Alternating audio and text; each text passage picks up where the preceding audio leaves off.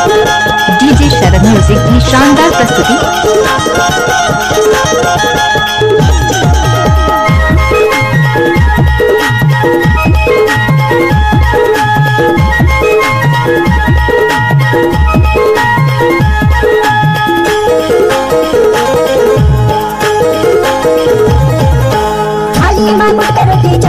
पानी हरू के पूछ डालो पाबे कनाही डोंगर गली हाय आबे कनाही डोंगर गली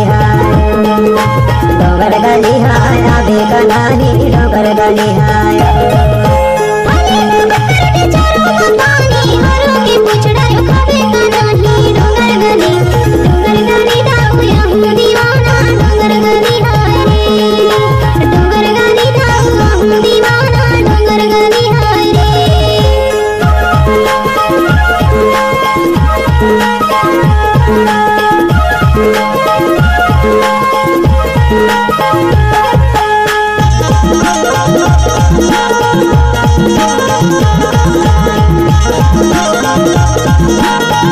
डीजे शरद लखी।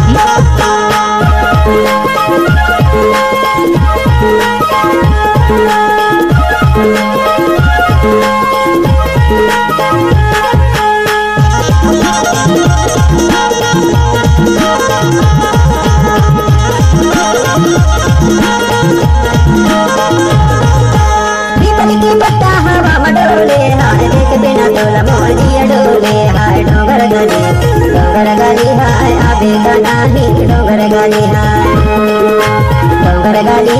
आबे कनाही डोंगर गली हाय थाली में मुटक रोटी चारों में पानी हरू के पूछ डालो खाबे कनाही डोंगर गली हाय आबे कनाही डोंगर गली हाय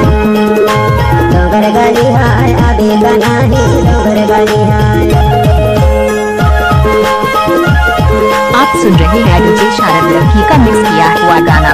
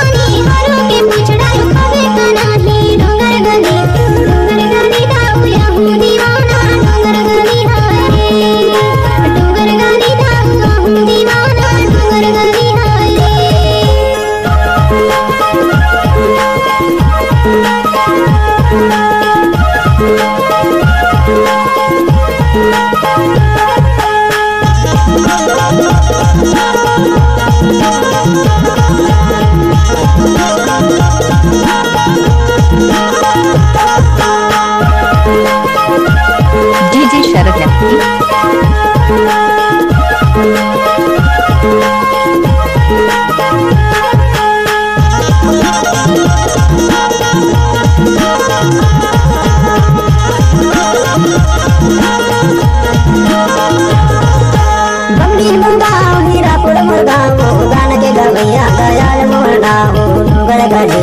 डोंगर गली हाय आबे कनाही डोंगर गली हाय आबे कनाही डोंगर गली हाय थाली में मुटक रोटी चारों में पानी हरू के पूछ डालो खाबे कनाही डोंगर गली हाय आबे कनाही डोंगर गली हाय आबे कनाही डोंगर गली हाय। डोंगर गली हाय